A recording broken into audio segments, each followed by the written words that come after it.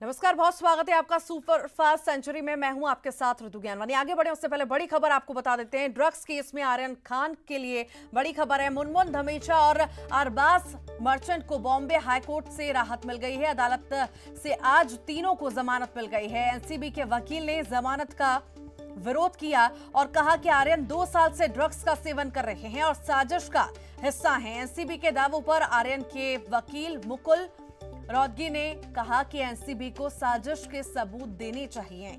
आर्यन को पता नहीं था कि उसके दोस्त के पास ड्रग्स हैं। मामले में सुनवाई के बाद कोर्ट ने जमानत दे दी है। पिछले दिनों एनडीपीसी मामलों की विशेष अदालत ने जमानत अर्जी खारिज की थी, जिसके बाद मामला बॉम्बे हाईकोर्ट में आया था। कोर्ट के आदेश की डिटेल कॉपी सुबह मिलेगी, जिसके बाद आर्यन खान कल यानी रोड जेल से बाहर आएंगे। दोनों साइड की दलीलें सुन के 3 अक्यूज को बेल ग्रांट करा है। Aryan Khan number 1, Arbaaz Merchant number 2 and एक लड़की है, उसका नाम है मुनमुन धमेचा। उन तीनों को आज हाईकोर्ट ने बेल दिया है। पक्का डिटेल्ड ऑर्डर कल मिलेगा और मुझे उम्मीद है कि ये तीनों अक्यूज जो हैं ये कल या शनिचर तक बाहर आ जाए।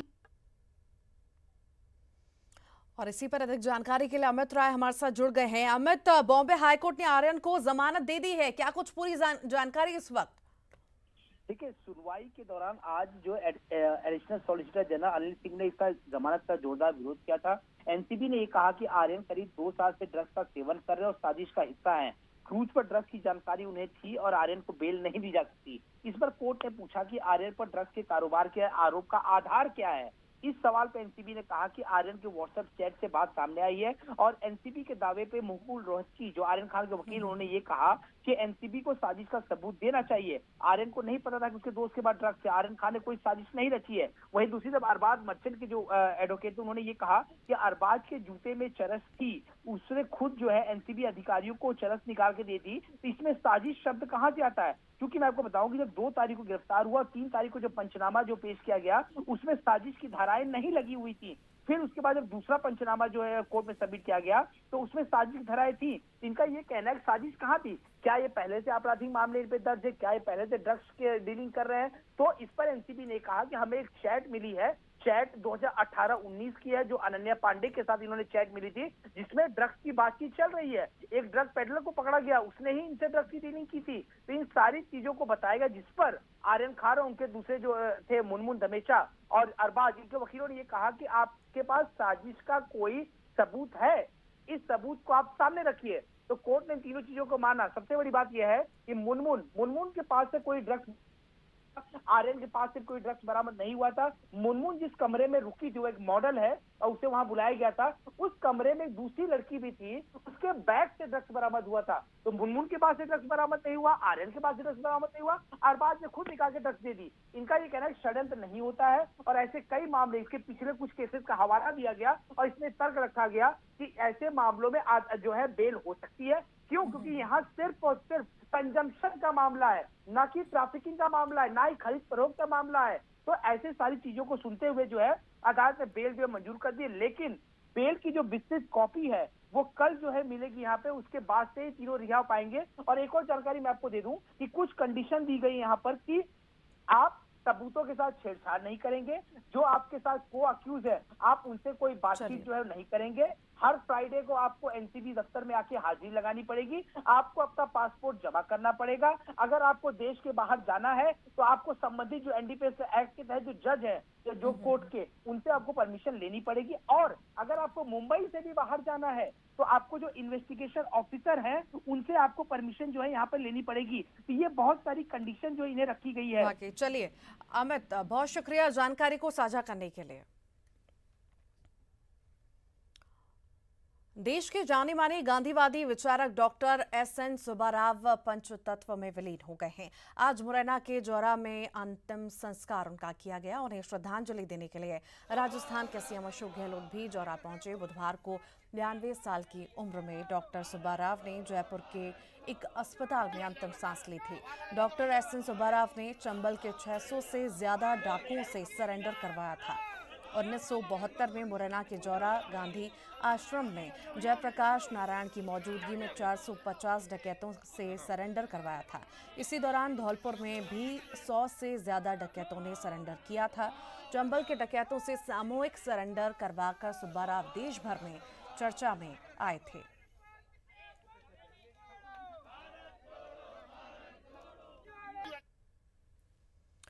और चलिए अब आगे बढ़ेंगे सुपरफास्ट सेंचुरी में। अभिनेता शाहरुख खान के बेटे आर्यन खान को मुंबई क्रूज ड्रग्स केस में मिली जमानत। बॉम्बे हाईकोर्ट ने मॉडल मुनमुन धमीचा और अरबाज मर्चेंट को भी दी जमानत। सुनवाई के दौरान एनसीबी के वकील अनिल सिंह ने जमानत का किया जोरदार विरोध। कहा, आर्यन करीब 2 साल से ड्रग्स का कर रहे सेवन और साजिश का हिस्सा। क्रूज पर ड्रग्स की जानकारी उन्हें थी। आर्यन को बेल नहीं दी जा सकती है। एनसीबी के दावे पर आर्यन खान की तरफ से पेश हुए वरिष्ठ वकील मुकुल रोहतगी ने कहा कि एनसीबी को साजिश का सबूत देना चाहिए। आर्यन को नहीं पता था उसके दोस्त के पास ड्रग्स हैं। आर्यन खान ने कोई साजिश नहीं की। ड्रग्स केस को लेकर नार्कोटिक्स कंट्रोल ब्यूरो के मुंबई जोन के डायरेक्टर समीर वानखेड़े महाराष्ट्र सरकार के निशाने पर हैं। ऐसे में अब समीर वानखेड़े की पत्नी क्रांति रेडकर ने मुख्यमंत्री उद्धव ठाकरे को पत्र लिखा। एनसीबी के जोनल डायरेक्टर समीर वानखेड़े ने बॉम्बे हाईकोर्ट में अर्जी दायर की। इसमें कहा गया कि अगर उनके खिलाफ जांच होती है तो ये सीबीआई को सौंपी जाएगी। याचिका मुंबई पुलिस की ओर से की जा रही जांच के खिलाफ है। वानखेड़े ने अंतरिम सुरक्षा की भी मांग की। एनसीबी के जोनल डायरेक्टर समीर वानखेड़े को बॉम्बे हाईकोर्ट से राहत मिली है। कोर्ट ने निर्देश दिया कि वानखेड़े की गिरफ्तारी से 3 दिन पहले उन्हें नोटिस देना होगा। पटाखे पर बैन के मामले में सुनवाई के दौरान सुप्रीम कोर्ट ने जताई नाराजगी। कोर्ट ने बैन के बावजूद खुलेआम पटाखे बेचे जाने वाले पर जताई नाराजगी। कोर्ट ने कहा कि हमने सिर्फ ग्रीन क्रैकर। एमपी में वायु प्रदूषण वाले शहरों में पटाखे पर बैन लगा। एनजीटी ने दिया बड़ा आदेश। सामान्य प्रदूषण वाले शहरों में केवल 2 घंटे ग्रीन पटाखा जलाने की इजाजत। क्रिसमस और न्यू ईयर पर रात 12 से लेकर 12:30 तक ग्रीन पटाखे जलाने की अनुमति। जबलपुर निवासी डॉक्टर पाईजी नाचपांडे ने दायर की थी याचिका। 18वें दक्षिण पूर्वी एशियाई राष्ट्रों के संगठन आसियान भारत सम्मेलन में पीएम मोदी ने हिस्सा लिया। सम्मेलन को संबोधित करते हुए कहा, कोविड-19 महामारी के कारण हम सभी को अनेक चुनौतियों से जूझना पड़ा। चुनौतीपूर्ण समय में भारत आसियान मित्रता की कसौटी पर खड़ा रहा। राजनीतिक रणनीतिकार प्रशांत किशोर ने कहा कि बीजेपी भारत की राजनीति में दशकों तक रहने वाली मोदी युग के अंत का इंतजार करना कांग्रेस नेता राहुल गांधी की गलती। कहा, बीजेपी से कई दशक तक होगा लड़ना। मुरैना में डॉक्टर एसएन सुब्बाराव का हुआ अंतिम संस्कार। पंचतत्व में विलीन हुए। चंबल के गांधीवादी चंबल में सैकड़ों दोषियों को आत्मसमर्पण के लिए किया था प्रेरित। राजस्थान के सीएम अशोक गहलोत भी पहुंचे मुरैना के जौरा गांधी आश्रम में डॉक्टर एसएन सुब्बाराव को दी श्रद्धांजलि। पूर्व मंत्री जीतू पटवारी समेत कई कांग्रेसी नेता रहे मौजूद।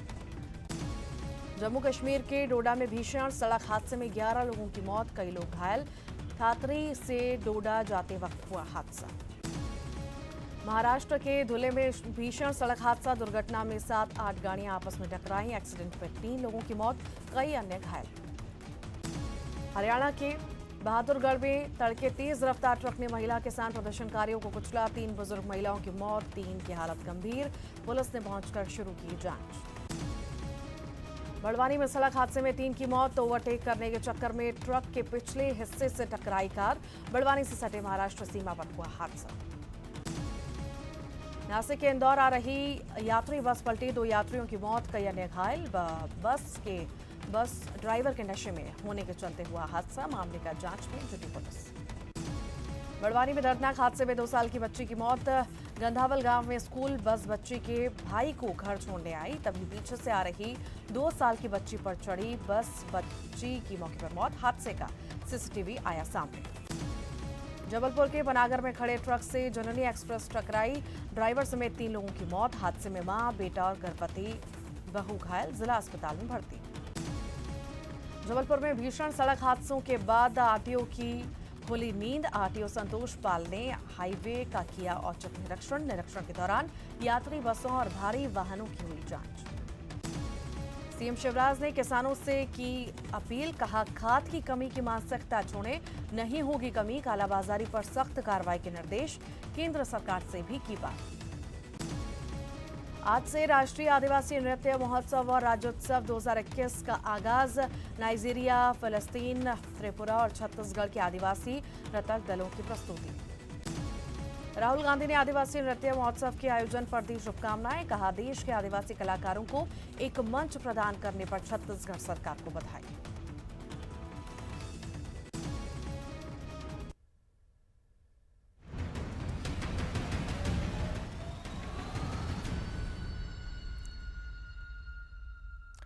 सुरक्षित सफर, सुविधायुक्त सफर सबका अधिकार है और ये अधिकार आपको मिले, इसके लिए न्यूज 18 ने शुरू किया है मिशन। इस मिशन में हम जान रहे हैं सड़कों का हाल, जिम्मेदारों से पूछ रहे हैं सवाल, कहां सफर पर अतिक्रमण है भारी और कहां सड़क में की जा रही है सेंधमारी। इस मिशन में आज जानेंगे सूरजपुर का हाल। लगता है ना कि सड़क सुंदर केवल लाइट लगा देने से या डिवाइडर लगा देने से नहीं होती, सड़क सुंदर होती है चलने की सुगमता से। ये बात सब समझ जाते, फिर बात ही क्या थी। सफर सुगम बनाने के लिए बनाई जाती हैं सड़कें, पर सूरजपुर के लिए सुगम सफर सपने जैसा है। देखिए जरा, ऑन रोड जारी है दुकानदारी, पार्किंग के लिए भी कहीं और क्यों जाना। फुटपाथ की तो परिभाषा ही बदल गई है। यूं लगता है मानो सब ने ठान लिया हो कि बाजार तो यहीं सजाएंगे। लगा देने से नहीं होती, सड़क सुंदर होती है चलने की सुगमता से। कि अगर हमको चलने की सुगमता हो तो सड़क सुंदर है। लेकिन आज सूरजपुर शहर की आप बात करेंगे तो चाहे आप भैया खान रोड ले लीजिए, चाहे NH ले लीजिए, जिस तरीके से अतिक्रमण है उसकी वजह से प्रतिदिन छोटी मोटी दुर्घटनाएं होती रहती हैं और डर मुझको इस बात का है कि किसी दिन बड़ी दुर्घटना ना हो। सूरजपुर नगर पंचायत को 9 साल पहले जिला गठन के बाद नगर पालिका परिषद का दर्जा दिया गया। सड़कें चौड़ी की गई, फुटपाथ बनाए गए, लेकिन हालात जस के तस। अब यहाँ न फुटपाथ नजर आ रही है न सड़क। रोड अतिक्रमण के बोझ तले इस कदर दबे हैं कि इन पर सफर सितम से कम नहीं। रोज जाम की स्थिति बनी रहती है और जानवर दिन हो चाहे रात हो, सड़क पे रोज जानवर विचरण करते रहते हैं, जिससे कई बार दुर्घटनाएं भी होती हैं। परेशानी तो बहुत है, क्योंकि पूरे सड़क में पूरे दुकानदार जो हैं वो पूरे लगाए हुए हैं और खास करके दुर्घटना की ज़्यादा संभावनाएं बनी रहती है। नगर पालिका परिषद बनने के बाद इसकी कमान कई दिग्गजों ने संभाली, लेकिन सड़क पे सेंधमारी नहीं रुकी, रोड से अतिक्रमण ना हटे। जिम्मेदार सवाल पूछने पर प्लानिंग जरूर बताते हैं। एक ठोस कार्य योजना मैं खुद इस विषय पर मुआयना करके एक ठोस कार्य योजना बना करके और नगर पालिका के संबंधित अधिकारियों को प्रेषित करूंगा। जरूरत पड़ा तो सम्मानीय कलेक्टर साहब से भी चर्चा करके और फुटपाथ पर जो व्यवसायी हैं इनके लिए अपन अलग से दुकान अभी बन भी रही है बस स्टैंड के पास। इन्हें मुख्यमंत्री स्वावलंबन योजना की दुकानें हैं, है ना। इन सब विषयों को प्रदान करके और इन्हें व्यवस्थापित करके और उसके बाद जो परिस्थितियां हैं फुटपाथ के सौंदर्यीकरण की अवश्य पहल करेंगे, ये मैं आपको विश्वास देता हूं। रोड सफर के लिए बनाए जाते हैं, न कि गाड़ियों की पार्किंग या दुकान सजाने के लिए। ये सब के लिए समझना जरूरी है, इसलिए हमने शुरू किया है ये मिशन। मकसद है सफर सुरक्षित बनाना, सड़क से सेंधमारी हटाना। सड़क में सेंधमारी के लिए सूरजपुर से न्यूज 18 के लिए वरुण राय की रिपोर्ट।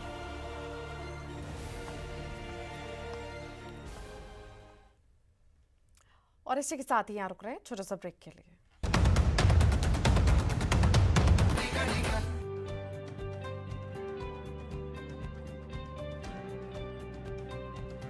महामारी इंसान का न रूप देखती है न रंग, न वो पुरुष और महिलाओं में फर्क करती है और न ही देखती है अमीरी और गरीबी का फर्क।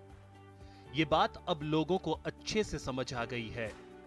बावजूद इसके महाराष्ट्र के अहमदनगर में महिलाओं के वैक्सीनेशन का ग्राफ काफी वक्त से अटका पड़ा था, जिसके बाद जब स्वास्थ्य विभाग की टीम ने पड़ताल की तो पता चला कि घर के काम के बोझ और बाकी समय खेतों में मजदूरी करने के चलते महिलाओं के पास वैक्सीनेशन के लिए वक्त ही नहीं होता, इसलिए वो टीका नहीं ले पाती।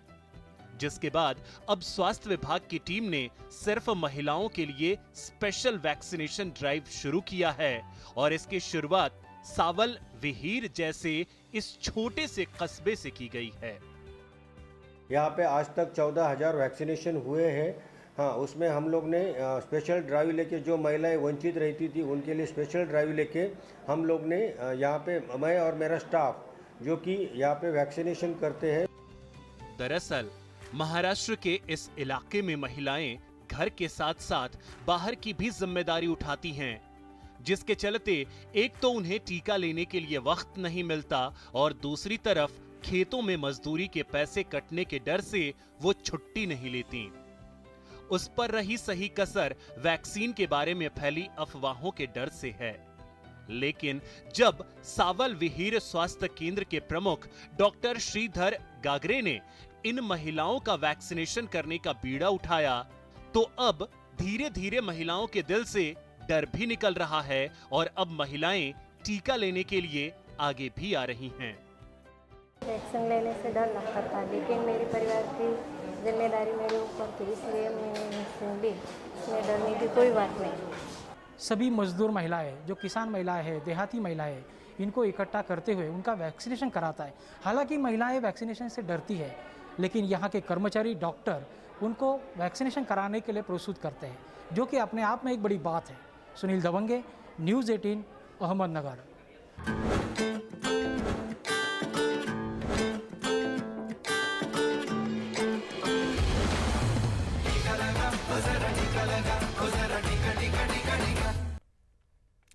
और इसी के साथ ही फिलहाल के लिए बुलेटिन में इतना ही। खबरें लगातार जारी।